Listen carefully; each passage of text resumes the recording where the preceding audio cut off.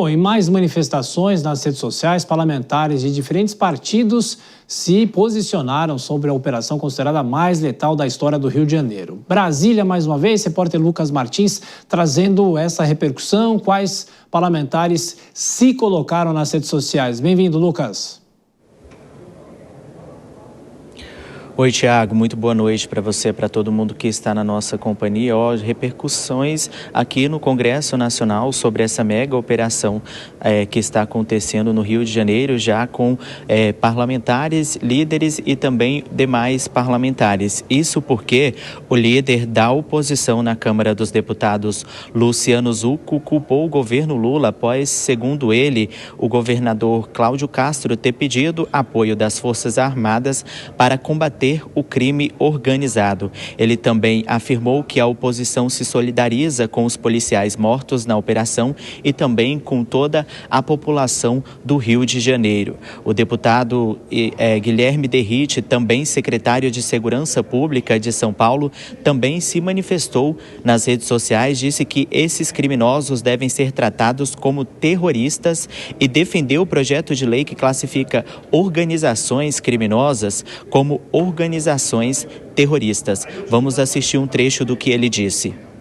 Lamento muito a morte dos policiais civis e militares na operação no Rio de Janeiro, na tentativa de resgate do território dominado. O território foi dominado há décadas por criminosos que sempre foram tratados pelo Estado brasileiro e pela nossa legislação como coitadinhos.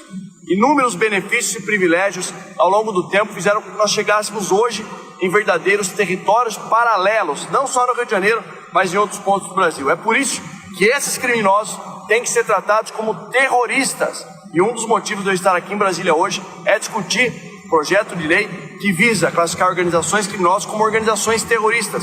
Aliás, quem lança granadas nas tropas policiais não tem outra classificação a não ser classificá-los como terroristas. Outro para desmentir essa afirmação de que, olha, o governador Cláudio Castro, ele se posicionou contra a PEC da segurança pública, essa PEC vai resolver o problema desses territórios dominados. Lê do engano, na verdade chega a ser desonestidade intelectual. A PEC não ataca em nada das organizações criminosas, só traz centralização de poder para o governo federal. O que o governo federal tem que fazer é classificar criminosos como terrorista, coisa que eles tiveram a oportunidade de fazer e não fizeram. E não classificar os traficantes como vítimas, como a gente viu recentemente, lamentavelmente. Então, fica aqui mais uma vez consignado o meu respeito, meu luto a esses verdadeiros heróis que arriscam suas vidas no combate ao crime organizado e no combate a esses terroristas. Pois é, Tiago, manifestações também do líder do Partido Liberal na Câmara dos Deputados, isso porque o deputado Sóstenes Cavalcante publicou também em uma rede social que o pedido feito ao governo para a atuação das Forças Armadas aí no estado do Rio de Janeiro. O texto solicita a cooperação, apoio logístico e veículos blindados para contribuir em operações e também para atuar em intervenções policiais em áreas conflagradas. Essa é a publicação de Sóstenes Cavalcante.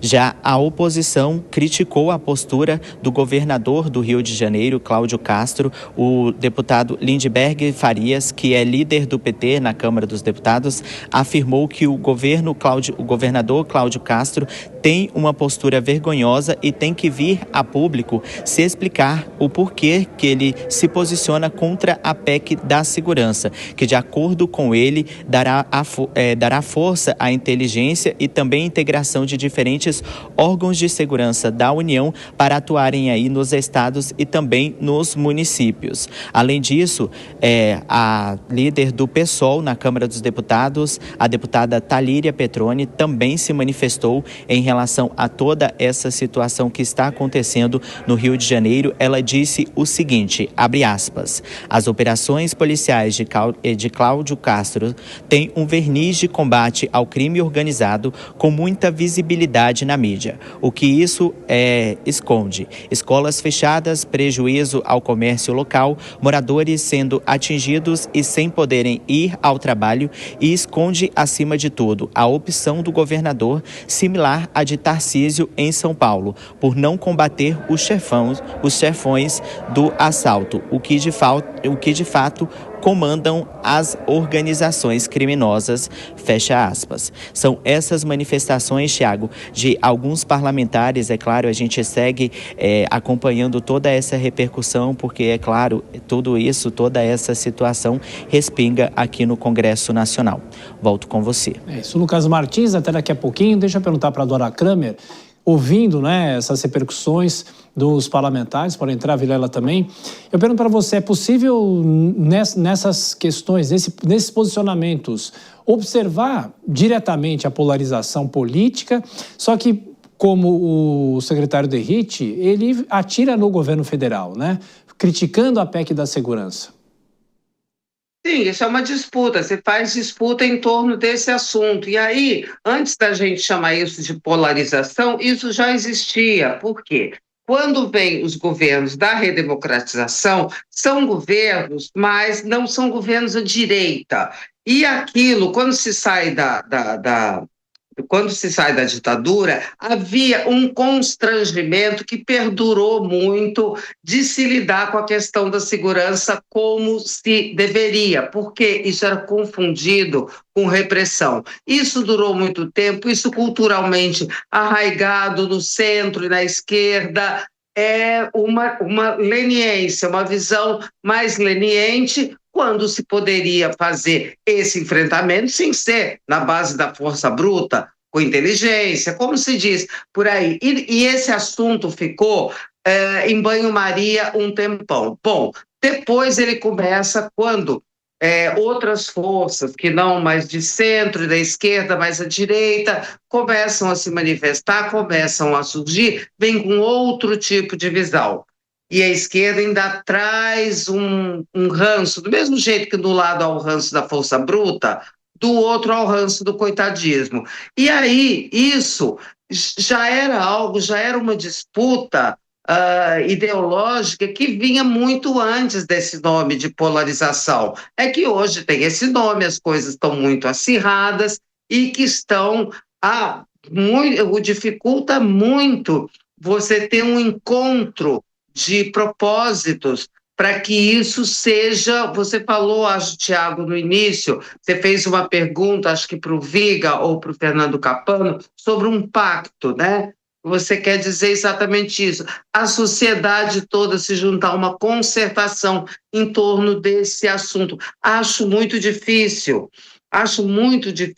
porque está posta, como a gente está na véspera do ano eleitoral, o assunto é o principal e, infelizmente, vai haver uma disputa política que não é daquela disputa que do debate sai uma solução, né? Eu acho que vai ser uma disputa exatamente para dividir, cada um do seu lado, tentando disputar o que dá mais impressão à sociedade, porque não tem nada de objetivo, de que vai apresentar uma solução. Aí o governo joga na PEC de segurança, no combate aí antifacção, que já chamou antimáfia, mas não é mais antimáfia. A oposição deve apresentar projetos de segurança e isso fica aí, sabe? Não chega onde tem que chegar, que é em algo que possa realmente fazer com que o Estado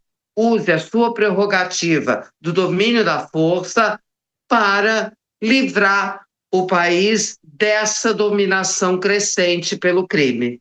Precisa ser adivinho, não é, Vilela? Daqui a um ano, nos debates eleitorais, certamente essa discussão vai surgir e os políticos vão falar, vão fazer promessas para a partir de 2027 mudar alguma coisa. E não vai mudar nada. E não vai mudar nada, Thiago, você colocou bem. Infelizmente, a gente vive nessa discussão do sexo dos anjos, nessa enxugação de gelo no Brasil e nada disso avança. É um jogo de narrativas. A gente percebe que determinados setores mais ligados ao governo federal, já estão colocando a narrativa, como foi pelo deputado Boulos, pelo deputado Lindbergh, de que, olha, a PEC da segurança apresentada pelo governo é o caminho. E não é caminho caminho nenhum. Olha, houve um derramamento de sangue no Rio de Janeiro e não foi isso que aconteceu. É uma atuação ostensiva, forte das forças de segurança pública. E o crime organizado, ele se utiliza muito claramente das pessoas, da sociedade, especialmente nessas comunidades que são dominadas pelo medo, justamente para se fazer a utilização dessas pessoas como um instrumento de escudo, como um instrumento de proteção. Não dá para a gente ficar fazendo com que o discurso ele seja politizado, ele vá na linha de matança, ele vá na linha de que não pode subir nas comunidades, não pode subir morro, não pode adentrar nessas áreas dominadas pelo crime organizado, porque sem isso as estruturas criminosas apenas se fortalecem mais e mais e mais. O que o país precisa, de uma forma geral, é um discurso menos politizado. Agora, infelizmente, no contexto atual de polarização, de forte dominância das redes sociais, nós vamos ter cada lado falando para a sua bolha, criando a sua narrativa. E seguramente essas narrativas serão reproduzidas e teremos mais uma vez, ao invés de uma concertação em torno de um tema importante como esse, mais um dissenso, que seguramente será bastante explorado nas eleições do ano que vem.